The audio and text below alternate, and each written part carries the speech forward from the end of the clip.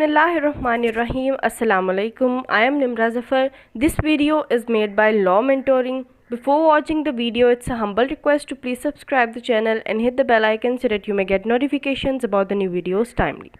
Topic start करने से पहले एक बात क्लियर कर दूं कि अगर आपको हमारे चैनल से कोई वीडियो नहीं मिल रही तो टॉपिक लिखने के बाद लिखें बाय लॉ मेंटोरिंग और फिर सर्च करें तो आपको टॉपिक इजीली अवेलेबल हो जाएगा। अब आते हैं अपने टॉपिक की तरफ। आज हमने पढ़ना है पंजाब टेनेंसी एक्ट 1887 का जो चैप्टर है रिलिंक्विशमेंट, अबेंडनमेंट एंड इजेक्टमेंट। इसके बारे में हमने पढ़ना है और इसके सेक्शंस हैं सेक्शन 35, 36, 37 एंड 38।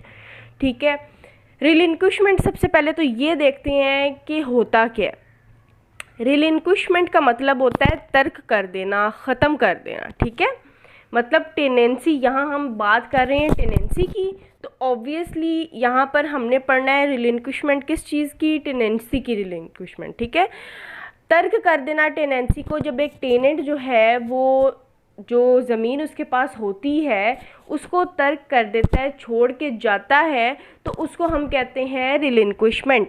ठीक है, अब हमने पढ़ना है डिफरेंट टेनेंट्स के हिसाब से, क्योंकि इस चैप्टर में जो बात की गई है वो डिफरेंट टेनेंट्स की हुई है। एक तो टेनेंट वो होता है जो ऑक्यूपेंसी टेनेंट होता है, एक टेनेंट वो भी होता है जिसके पास ऑक्यूपेंसी का राइट नहीं होता, और एक टेनेंट वो होता है जो फिक्स टर्म का टेनेंट होता है, जिसकी एक फिक्स जो है टर्म फिक्स कर दी गई होती है कि इतने अरसे के लिए ये टेनेंट जो है इस ज़मीन पर रहेगा। ठीक है ना, वो किसी कॉन्ट्रैक्ट के थ्रू की गई होती है या किसी डिक्री के थ्रू की गई होती है, किसी ऑर्डर के थ्रू की गई होती है। ठीक है, तो उसकी रिलिंक्विशमेंट, अब रिलिंक्विशमेंट जो हम पढ़ रहे हैं वो 3 टेनेंट्स के हवाले से पढ़ेंगे। सबसे पहले तो सेक्शन नंबर 35 है जिसमें हमने पढ़ना है फिक्स टर्म वाले टेनेंट के बारे में, जिस टेनेंट की फिक्स टर्म है। ठीक है, अगर उसकी रिलिंक्विशमेंट होनी है तो वो कैसे होगी। सबसे पहले तो फिक्स टर्म अगर जो है एक उसकी टेनेंट की फिक्स टर्म है, किसके नतीजे में कॉन्ट्रैक्ट हुआ था कोई उसका लैंडलॉर्ड के साथ, कोई कोर्ट की डिक्री के नतीजे में वो फिक्स टर्म के थ्रू जो है वो वहाँ पर उसकी टेनेंसी हुई, और उसके बाद किसी ऑर्डर के थ्रू अगर वो वहाँ आया है तो उसकी रिलिंक्विशमेंट ज़ाहिरी सी बात है कि वो जो फिक्स टर्म फिक्स की गई थी कि इतने अरसे के लिए ये टेनेंट इस ज़मीन पर रहेगा, तो वो उस ज़मीन को तर्क कब करेगा, रिलिंक्विशमेंट उसकी कब होगी, जब वो टर्म ख़त्म हो जाएगी, जब वो अरसा ख़त्म हो जाएगा, जब वो टाइम पीरियड पूरा हो जाएगा। ठीक है, eight the end of the term उसकी रिलिंक्विशमेंट जो है वो कंप्लीट हो जाएगी और वो उस ज़मीन से चला जाएगा।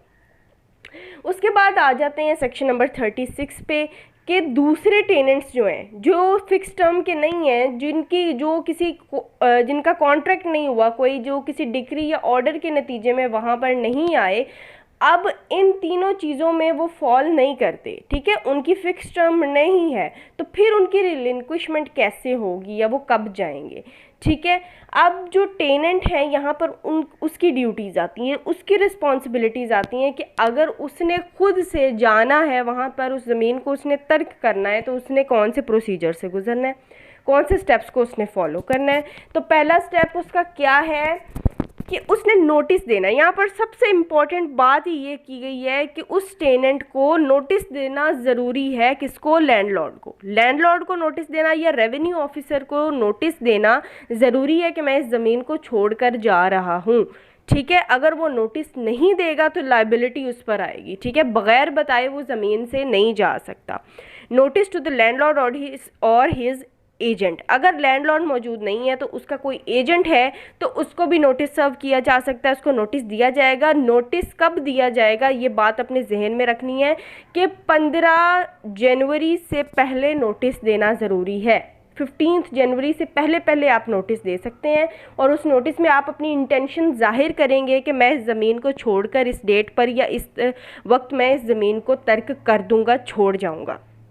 उसके बाद जो है टेनेंट जो है उसके पास ये भी राइट होता है कि वो नोटिस लैंडलॉर्ड के बजाय रेवेन्यू ऑफिसर को भी दे सकता है, या फिर रेवेन्यू ऑफिसर को इन एडिशन टू लैंडलॉर्ड भी दे सकता है। ठीक है, मतलब टेनेंट जो है वो नोटिस रेवेन्यू ऑफिसर को भी दे सकता है और लैंडलॉर्ड को भी दे सकता है। और अगर if tenant doesn't give the notice, अगर वो नोटिस नहीं देता, नोटिस दिए बगैर ही वो बगैर बताए ज़मीन से चला जाता है, तो फिर वो लाइबल टू पे रेंट होगा, मतलब उसको रेंट देना पड़ेगा। कौन सा रेंट देना पड़ेगा? जितनी देर तक वो नोटिस नहीं देता, लैंडलॉर्ड को पता नहीं चलता, तब तक का उसको नोटिस देना पड़े, रेंट पे करना पड़ेगा, क्योंकि वो बगैर बताए गया है, लैंडलॉर्ड को पता ही नहीं था।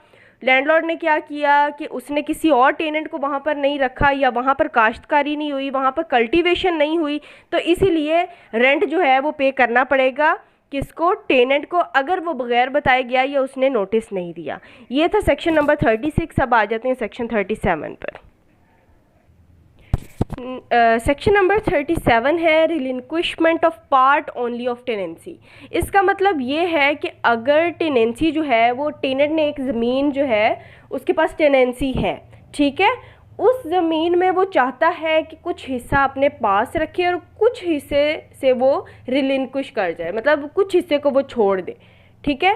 तो ऐसा तब तक नहीं हो सकता जब तक वो लैंडलॉर्ड की कंसेंट ना ले ले, अपने से ही, मतलब कि उसने लैंडलॉर्ड की कंसेंट नहीं ली और ख़ुद से ही उसने एक पार्ट को अपने पास रख लिया और किसी एक दूसरे पार्ट को उसने छोड़ दिया है, उस पर उसने कल्टीवेशन ख़त्म कर दी है, ये कल्टीवेशन वो वहाँ पर नहीं कर रहा और बाकी हिस्से पर कर रहा है बगैर बताए, लैंडलॉर्ड की कंसेंट के बगैर, तो ऐसा पॉसिबल नहीं है, उसको कंसेंट लेनी पड़ेगी, फिर ही वो यहीं पर ये काम कर सकता है, नहीं तो फिर उसके ऊपर लायबिलिटी आएगी। उसके बाद आ जाता है section number 38, abandonment of tenancy by the occupancy tenant. अब हमने पहले बात की फिक्स टर्म की और दूसरे टेनेंट्स की बात की, अब हम बात करेंगे ऑक्यूपेंसी टेनेंट की, क्योंकि हमने यहाँ पर क्या पढ़ा था? 3 तरह के टेनेंट्स की बात हम करेंगे रिलिंक्विशमेंट वाले चैप्टर में। एक तो ऑक्यूपेंसी टेनेंट है जो अब हम पढ़ेंगे, एक वो टेनेंट है जिसके पास ऑक्यूपेंसी का राइट नहीं है, जो बाकी टेनेंट्स होते हैं जो पिछले वाले सेक्शंस में हमने पढ़ा है, और सेक्शन 35 में हमने पढ़ा था एक वो टेनेंट होता है जिसकी फिक्स टर्म होती है, ठीक है। अब हमने बात करनी है ऑक्यूपेंसी टेनेंट को, उसकी अबंडनमेंट टेनेंसी की कब होगी। एक तो जब यहाँ पर रीजंस बताई हुई हैं कि कब कब वो टेनेंसी उसकी अबंडन हो जाएगी, कब कब उसकी जो टेनेंसी है वो ख़त्म हो जाएगी, एक्सटिंग्विश कब होगा उसका राइट, ठीक है, ऑक्यूपेंसी का। सबसे पहली रीज़न तो ये है कि 1 साल तक अगर वो किसी सफिशेंट कॉज के बग़ैर, मतलब किसी वजह के, किसी सॉलिड रीज़न के बग़ैर 1 साल तक अगर वो वहाँ पर कल्टीवेशन नहीं करता, काश्तकारी वहाँ पर नहीं करता, और वो ये कहता है कि मेरा ऑक्यूपेंसी का राइट है यहाँ पर, लेकिन वो वहाँ पर ज़मीन पर कोई कल्टीवेशन नहीं कर रहा, ठीक है, 1 साल हो गया है, उसने मोर देन 1 ईयर, ठीक है, मतलब उसने कल्टीवेशन वहाँ पर नहीं की बग़ैर किसी वजह के, तो ये एक वजह है उसकी राइट एक्सटिंग्विश होने की। दूसरा, अगर वो रेंट पे नहीं करता तो उसका ये भी एक रीज़न है उसकी राइट के एक्सटिंग्विश होने की, ठीक है। तो अब उसको एक्सटिंग्विश फिर कब किया जाएगा, कब उसकी ऑक्यूपेंसी का जो राइट है वो एक्सटिंग्विश होगा, ख़त्म होगा? Occupancy shall extinguish at the end of that year, वो जो साल चल रहा होगा उस साल के एंड पर उसकी ऑक्यूपेंसी का जो राइट है वो एक्सटिंग्विश हो जाएगा, ख़त्म हो जाएगा। तो ये था हमारा आज का topic, and this was all about our today's lecture. Thanks for watching the video, and if you like the video then don't forget to like, share and comment. Thank you so much.